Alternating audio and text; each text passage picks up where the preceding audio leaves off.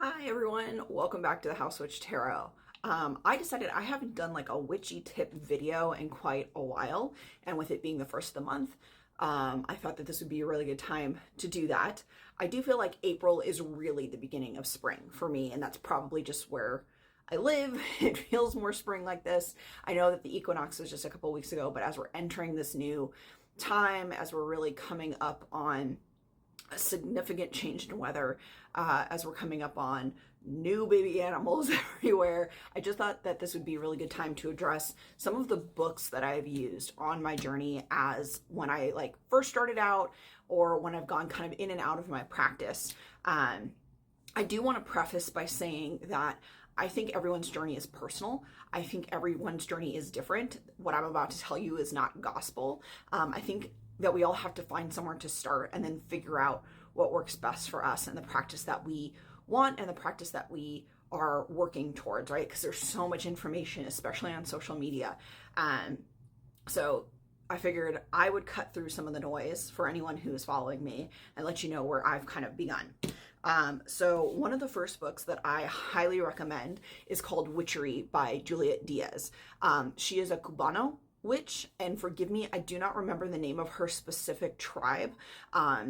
So she does talk about a lot of things that can get you going, especially if you're brand new. I think she breaks things down really, really well.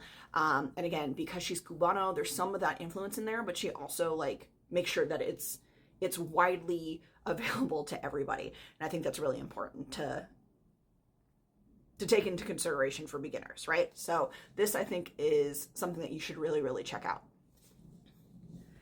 The next book that I'd recommend, which is a little bit more surface level, is called The Witch's Apothecary. It's really more of a cookbook, but it's based around each season. So when you open it and you go through and you can check about what's happening, what's going on with each season, these different holidays that I keep hearing about, you get the basics of what's going on. Elements, the timing of everything, why we celebrate at that time of year these specific holidays. And then there are recipes in here if you're like, what does that mean? How do I contribute to my altar? Kind of like I talked about previously for Austera and things like that. This is a really good just starter book if you want to kind of get your feet wet and figure out what do these holidays mean to me? How can I incorporate this? How can I educate myself more? So again, really basic info, but super impactful. So I highly recommend this book as well. I have talked about it a couple times before, but not in depth. I identify as a green witch. Can you tell? Can you tell? There's just a lot there, and that's a wide array of things, but mostly the overarching umbrella of green witchery is working with plants, right? So maybe you want to be an herbalist, which is something that I really would like to pursue. Maybe it's understanding how using certain foods or herbs in your magic create the outcome that you're looking for in your spells, right? So I do have a handful of books for that if that's the path that you are looking to go down. Specifically the Green Witch.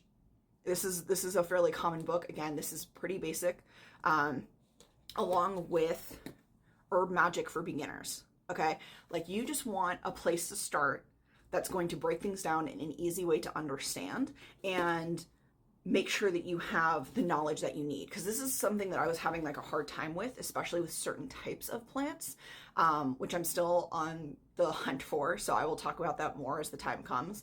But I definitely think that these two kind of starter places are really, really good for everyone to start their green craft journey and education. Another book that I'm going to bring up for green craft, but it's one that I've used, but it's not just about this book specifically. So this book is The Modern Witchcraft Guide to Magical Herbs. It's not just this book. The Modern Witchcraft Guide series I think is so good. For some reason I can't find my other ones right now, but there's one for spellcraft, there's one for love spells, whatever it is that you're looking for. I think that these are really, really, really great books that you can grab that, again, break it down. They're not super big, but they're super pretty. And I think it's just, again, we're talking about a starter place here. So be on the lookout for the the series that I'm talking about, and you can get them at most of your normal bookstores, especially like the bigger ones, Barnes and Noble, things like that. You can get these no problem. The last book I'm going to recommend is also by Juliet Diaz, which is called Plant Witchery, and it's her second book that she put out. She has like 6 oracle decks, and I think a third book that I haven't grabbed yet. But this one, again, just a quick breakdown of the plant, basic information that you need. And I just think that it's always good to have multiple references, especially from different perspectives, because different cultures use plants in different ways. And this is alphabetical. It's large print, which is why the book is a little bit thicker, but it's worth the read through. So, I hope that you guys find that interesting, that there is something in greencraft that you want to learn. I do just want to say that, like, as personal as craft is, you should also kind of be figuring out what makes sense for you. Where do you live? What is the land that you are working with? The spirits that you are working with? What is your cultural background?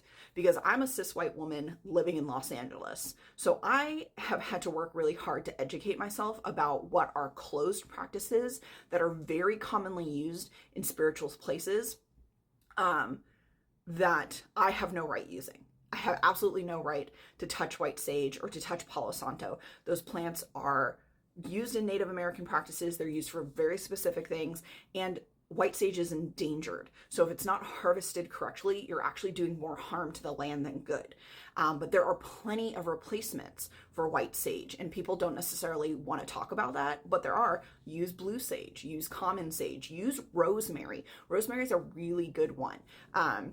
Mugwort, lavender, understanding what those plants do and why they're good for cleansing or for dreams or for whatever it is that you're working towards are so important. And I cannot emphasize that enough. So despite the fact that I am American, my background is also Celtic and Polish, Russian, Austrian. So it's important for me to explore what were those kind of practices on those native lands prior to colonization, prior to certain wars, prior to Christianity coming in and stepping on everybody, right? So looking more into the Druid space from the cultural, or from the Celtic background and paganism in that regard has been really important to me. You can see here, if you've noticed, I wear this necklace every day. It's something I bought for myself a couple years ago, and it's the Celtic symbol for goddess, because I am, and I will let the world know that. But what is important to you? I realize that sometimes as we start to educate ourselves more, we realize that the things we thought were important or that we enjoyed no longer resonate with us. And that's okay. And that's why I'm talking about starter books, things that give you basic information that you have a jumping point off of. And if you get through some of these books and you're like, that's not for me, that doesn't make any sense, I don't understand what the verbiage is here, I don't think this is the path I want to go down, that's totally fine. Zero judgment. I will judge you if you continue to step on other people's cultures. If you continue to say, I can do what I want and everyone else does it, so why can't I? Your magic is going to backfire. I'm sorry. It's just not going to, you aren't the empathetic good person that you think you are if that's how you treat other cultures. Because truthfully, once you know better, you have to do better. And witchcraft is political. Witchcraft is activism. So if you're going to do that and you have to be all inclusive, you have to educate yourself. All of that being said, guys, let me know if you do decide to read any of these books, what you think about them, or what other resources you use to get your practice going. Drop it in the comments, and I can't wait to continue this conversation. Talk to you guys soon.